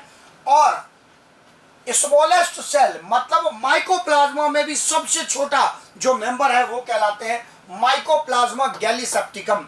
जो मैंने कहा कि सबसे छोटा साइज 0.1 माइक्रोमीटर। तो अगर बिल्कुल स्पेसिफिक होकर पूछेगा तब जरूरत पड़ेगी माइकोप्लाज्मा गैलीसेप्टिकम की, अदरवाइज जनरल माइकोप्लाज्मा से ही काम चल जाएगा। गैलीसेप्टिकम तक जाने के चांस कम है। बहुत स्पेसिफिक क्वेश्चन हो जाता है कि एकदम स्पीशीज के लेवल पर जाकर आपसे इंफॉर्मेशन पूछे, अदरवाइज इतने पॉइंट से सामान्य रूप से आपका काम चल जाता है माइकोप्लाज्मा से। अब क्योंकि इनका साइज इतना छोटा है तो जो फिल्टर बैक्टीरिया को रिमूव करने, फिल्टर करने के लिए यूज किए जाते हैं, बैक्टीरिया को फिल्टर आउट करने का मतलब है कि अगर किसी मीडियम में बैक्टीरिया है और आप एक फिल्टर में से उस मीडियम को पास करो तो मीडियम नीचे और बैक्टीरिया ऊपर रह जाएंगे। लेकिन ये माइकोप्लाज्मा साइज में बैक्टीरिया से छोटे हैं, इसलिए दे पास थ्रू, ये पास हो जाएंगे बैक्टीरियल फिल्टर्स के थ्रू। दे पास थ्रू बैक्टीरियल फिल्टर्स। ये ग्रीन कलर से यहां जरा लिखा था और उसको क्लियर कर दिया मैंने, थोड़ा उतना क्लियर नहीं दिख रहा था। दे पास थ्रू बैक्टीरियल फिल्टर्स, ये बैक्टीरियल फिल्टर्स के थ्रू पास हो जाएंगे क्योंकि साइज में उससे भी छोटे हैं। तो जिन फिल्टर्स का उपयोग करते हैं हम बैक्टीरिया को रिमूव करने के लिए, ये उससे रिमूव होने वाले नहीं है, दे pass through it.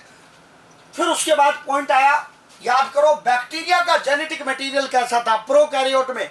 Double stranded circular DNA, सबका मीनिंग एक्सप्लेन किया है कि डबल स्ट्रैंडेड ऐसा सामान्य डायग्राम में बना रहा था, 2 थ्रेड है, डबल स्ट्रैंड है और सर्कुलर है, मतलब उसमें कोई फ्री टर्मिनल नहीं है। इसका भी यही फीचर है। जब शॉर्ट में लिखते हैं डीएस तो इसका अर्थ होता है डबल स्ट्रैंडेड, मतलब 2 थ्रेड हैं डीएनए के, और सर्कुलर तो यहाँ क्लियरली मेंशन्ड है। और याद करो एक और पॉइंट था प्रोकैरियोट में, नेकेड डीएनए। और नेकेड का जरा मीनिंग याद करने की कोशिश की जाए। नेकेड का मीनिंग बताया था, नेकेड डीएनए कहने का अर्थ था without histone protein, histone protein का एसोसिएशन नहीं है। क्योंकि इसमें सेल वॉल एब्सेंट है तो फिर इसका, मैंने कहा कि ये बहुत इंपॉर्टेंट पॉइंट है, इसका फिर महत्वपूर्ण रोल आ गया। मैंने फुल डिटेल बताया था कि जो पेनिसिलिन एंटीबायोटिक होता है उसका काम क्या है, सेल वॉल के सिंथेसिस को रोकना। अब जिसमें सेल वॉल ही नहीं है तो सिंथेसिस कहां से रुक जाएगा। इसका मतलब यह हुआ कि यदि हम माइकोप्लाज्मा के विरुद्ध, उसके अगेंस्ट पेनिसिलिन जैसी एंटीबायोटिक का उपयोग करें जो सेल वॉल के सिंथेसिस को रोकती हो, वो इसके विपरीत, इसके अगेंस्ट इनइफेक्टिव है। मतलब पेनिसिलिन का माइकोप्लाज्मा के ऊपर कोई प्रभाव नहीं है। क्वेश्चन में कैसी लैंग्वेज यूज होती है, क्वेश्चन में लैंग्वेज यूज होती है that because of absence of cell wall they are not sensitive to penicillin. ये पेनिसिलिन के लिए सेंसिटिव नहीं है, मतलब माइकोप्लाज्मा पर पेनिसिलिन का प्रभाव नहीं है। ये पॉइंट बनता है कि माइकोप्लाज्मा के ऊपर पेनिसिलिन प्रभावी नहीं है। लेकिन क्या कुछ और एंटीबायोटिक प्रभावी हो सकते हैं? बिल्कुल। जो एंटीबायोटिक सेल वॉल के बजाय प्रोकैरियोट के अन्य किसी मेटाबॉलिक प्रोसेस को इनहिबिट करके उसको किल करते हैं, वो प्रभावी हो जाएंगे। जैसे कि अगर हम देखेंगे तो टेट्रासाइक्लिन जैसी एंटीबायोटिक प्रभावी है, क्लोरामफेनिकोल प्रभावी है। ये मेटाबॉलिक प्रोसेस, प्रोटीन सिंथेसिस वगैरह को इनहिबिट करते हैं, इंटरनल जो प्रोटीन बन रहे उनको रोकते हैं, और इसलिए ये इसके विपरीत क्या हो जाते हैं, इफेक्टिव हो जाते हैं। मैंने कहा इफेक्टिव हो जाते मतलब इसको किल करने की एबिलिटी रखते हैं। तो डायरेक्ट क्वेश्चन याद करना है, क्या माइकोप्लाज्मा को पेनिसिलिन किल कर पाएगा? नहीं। कौन किल कर पाएगा? सबसे कॉमन क्वेश्चन बनता है टेट्रासाइक्लिन का। क्लोरामफेनिकोल के आने के चांस भी कम है। 2 हमने याद करने हैं, पर उसमें से टेट्रासाइक्लिन एकदम हमारा सॉलिड रहना चाहिए। तो इस समय पॉइंट हमारे सामने है, इनमें से क्या क्या क्रिटिकल पॉइंट हुए हमारे याद करने के। माइकोप्लाज्मा में सेल वॉल एब्सेंट होने के कारण पेनिसिलिन उसके विपरीत इफेक्टिव नहीं है, टेट्रासाइक्लिन क्लोरामफेनिकोल है। क्या इसका भी डीएनए अन्य बैक्टीरिया की तरह डबल स्ट्रैंडेड सर्कुलर है? यस। क्या इसमें भी नेकेड डीएनए है? बिल्कुल। साइज याद करने रखने वाला पॉइंट, सबसे छोटे माइकोप्लाज्मा गैलीसेप्टिकम। बाकी माइक्रोब्स ऑर्गेनिजम्स में सबसे छोटे कौन? माइकोप्लाज्मा। और माइकोप्लाज्मा में भी सबसे छोटा मेंबर कौन? Mycoplasma gallisepticum. ये जानकारी हो गई याद करने वाली इनके बारे में, और इंपॉर्टेंट कॉन्सेप्चुअल इंफॉर्मेशन भी एंटीबायोटिक की। फिर इनके अंदर रेस्पिरेशन किस प्रकार का है? ये ज्यादातर फैकल्टेटिव एनारोब्स हैं। मैंने फुल डिटेल में इन टर्म्स का मीनिंग बताया है। फैकल्टेटिव एनारोब वो होते हैं जो एरोबिक रेस्पिरेशन कर रहे हैं, लेकिन वो टेम्पररी एनारोब है, मतलब एनारोबिक कंडीशन का भी सामना कर सकते हैं। फैकल्टेटिव का मीनिंग बताया था टेम्पररी। तो ये टेम्पररी एनारोब्स हैं, मतलब टेम्पररीली एनारोबिक रेस्पिरेशन करते हैं, पर अधिकतर समय क्या? एरोबिक। न्यूट्रिशन कैसा है इनका? या तो डेड मटेरियल के ऊपर ये सेप्रोफाइट की तरह ग्रो करेंगे, या फिर ये फैकल्टेटिव पैरासाइट है। फैकल्टेटिव पैरासाइट, फिर फैकल्टेटिव टेम्पररी पैरासाइट, मतलब कुछ समय के लिए पैरासाइट, अदरवाइज सेप्रोफाइट। मतलब डेड मटेरियल के ऊपर, डिकम्पोजिंग मटेरियल के ऊपर ग्रो करे तो वो saprophyte. Over dead organic matter, ये पहले भी फुल एक्सप्लेन कर रखा है, पर फिर से मैंने लिख दिया। डेड ऑर्गेनिक मैटर के ऊपर ग्रो करे तो वो कौन है? Saprophyte.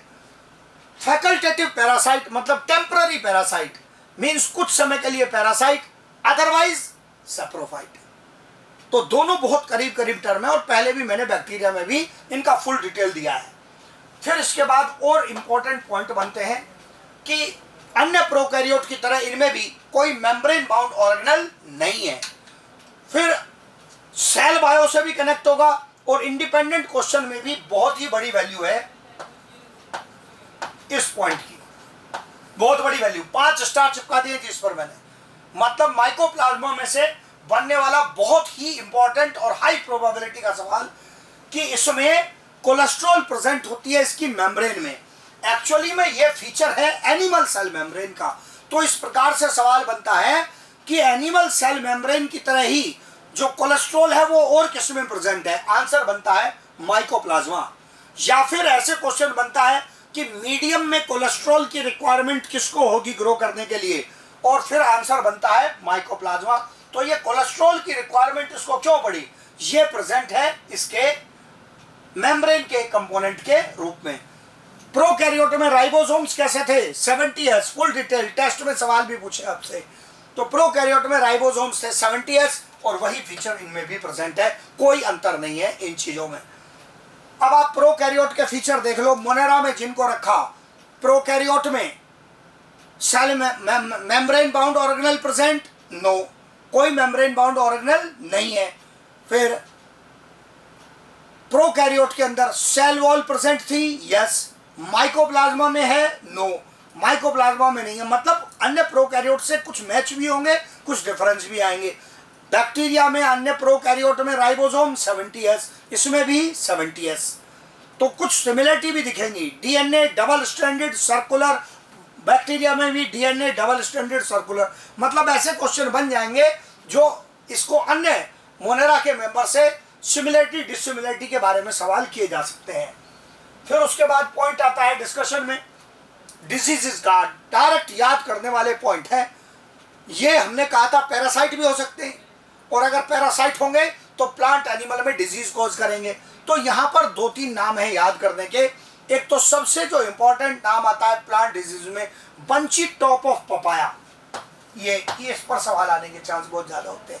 Bunchy top of papaya, जो उसका टिप होता है ग्रोइंग पपाया का, वो गुच्छे जैसा बन जाता है, जिसको बोलते हैं बंची टॉप। ये माइकोप्लाज्मा के इन्फेक्शन की वजह से होता है। फिर इसी प्रकार के ब्रिंजल का एक केस है जो कहलाता है लिटिल लीफ ऑफ ब्रिंजल। इसमें बहुत समझ के चलना है। ये जो शब्द है लिटिल लीफ, ये कई जगह उपयोग होता है। कुछ केसों में मिनरल डेफिशिएंसी से भी लिटिल लीफ हो जाता है, पर अगर लिखा हो लिटिल लीफ ऑफ ब्रिंजल, बिना हिचक के आंसर बनता है माइकोप्लाज्मा। ये माइकोप्लाज्मा इन्फेक्शन का कारण है। और एक और जो एक्स्ट्रा केस लिया है, ये तो 2 इंपॉर्टेंट है। फिर एक केस बनता है aster yellow disease of sunflower. या तो खाली इतना ही लिख के दे सकता है एस्टर येलो डिजीज, हो सकता है सनफ्लावर का नाम नहीं भी लिखे, एस्टर येलो डिजीज का नाम लेगा, तब भी आंसर क्या बनता है, माइकोप्लाज्मा। तो प्लांट में मैंने 3 ही केस लिए हैं, और 1-2 हैं लेकिन वो उनका महत्वपूर्ण नहीं है, उनसे सवाल नहीं बनते हैं। तो 3 केस हो गए हमें याद करने के, bunchy top of papaya, little leaf of brinjal and aster yellow disease of sunflower. ये 3 केस याद करने के हमारे, जिससे हमारे क्वेश्चंस बन जाएंगे यहाँ पर। फिर उसके बाद अगला केस आता है हमारा ये एनिमल्स में। एनिमल्स में ये मेल स्टेरिलिटी कॉज कर सकता है। यहां अगेन संभल के चलना है, हर प्रकार की मेल स्टेरिलिटी माइकोप्लाज्मा से नहीं होती है, लेकिन माइकोप्लाज्मा के इन्फेक्शन से, स्पेलिंग में अगर वो ठीक नहीं दिखाई दे तो इन्फेक्शन का इंजेक्शन बहुत जल्दी हो जाता है। तो ये जो इन्फेक्शन का केस है, माइकोप्लाज्मा इन्फेक्शन, अगर जेनिटल्स में माइकोप्लाज्मा इन्फेक्शन होता है तो ये स्टेरिलिटी कॉज कर सकता है। आई रिपीट, हर एक स्टेरिलिटी मेल्स में माइकोप्लाज्मा के कारण नहीं है, लेकिन हाँ अगर इन्फेक्शन वाली स्टेरिलिटी है तो वो माइकोप्लाज्मा के कारण हो सकती है। फिर हमने पहले ही नाम लिया था निमोनिया का कि ये कैटल वगैरह में निमोनिया कॉज करता है, तो उसको लिखते क्या है, उसको लिखते हैं एटिपिकल निमोनिया, ये टर्म आता है एटिपिकल निमोनिया। अब ये एटिपिकल निमोनिया, एक तो नाम में भी देखो आप, माइकोप्लाज्मा जो कैटल में ये निमोनिया कॉज कर रहा है उसी का पूरा नाम आ गया माइकोप्लाज्मा निमोनी। माइकोप्लाज्मा निमोनी जो निमोनिया कॉज कर रहा है एटिपिकल। एटिपिकल निमोनिया शब्द तब उपयोग करते हैं जब इसके सिम्टम अन्य सामान्य निमोनिया से अलग हों। तो क्या इसमें भी रेस्पिरेटरी सिस्टम प्रभावित हो रहा है? बिल्कुल प्रभावित हो रहा है, लेकिन फिर भी इसके जो सिम्टम है वो एक तो सामान्य निमोनिया जितने स्ट्रॉन्ग सिम्टम्स नहीं होते हैं, उतना प्रभाव भी ज़्यादा नहीं है जो अन्य सामान्य निमोनिया के सिम्टम्स होते हैं। तो इसका जो प्रभाव है वो सामान्य निमोनिया से कम है, जिसको हम बोल रहे हैं क्या, एटिपिकल निमोनिया। मतलब दूसरे जो सामान्य निमोनिया नाम से जाने जाते हैं उसकी तुलना में इसके सिम्टम्स अलग हैं और ये लेस सीवियर भी है, इसलिए इसको नाम दे दिया गया क्या, एटिपिकल निमोनिया। यहाँ पर ये हमारा सारा जो केस है डिस्कशन का माइकोप्लाज्मा के बारे में। अभी टिप्स पर इसको जरा याद कर देना है। क्या माइकोप्लाज्मा मोनेरा के मेंबर है? यस। सेल वॉल है? नो। सेल वॉल नहीं है तो क्या पेनिसिलिन काम करेगा? नो। कोई अन्य एंटीबायोटिक काम कर सकता है? यस। टेट्रासाइक्लिन, क्लोराम्फेनिकोल, सबसे इंपॉर्टेंट टेट्रासाइक्लिन। क्या ये भी प्रोकैरियोटिक सेल की तरह 70s राइबोसोम रखते हैं? बिल्कुल। सेल मेम्ब्रेन में क्या स्पेशल कंपोनेंट बताया? कोलेस्ट्रॉल। मेम्ब्रेन बाउंड ऑर्गेनेल्स हैं? नहीं। डिजीजेस में दो सबसे important, bunchy top of papaya and little leaf disease of brinjal. अगर ये पॉइंट याद रहते हैं तो माइकोप्लाज्मा का क्वेश्चन हमारा सोल्व हो जाएगा। ये हमारा एक और एक्स्ट्रा पार्ट था मोनेरा का हिस्सा, और यहाँ पर अब हमारा एक्चुअली में जो मोनेरा का सेक्शन है वो पूरी तरह से कंप्लीट हो गया।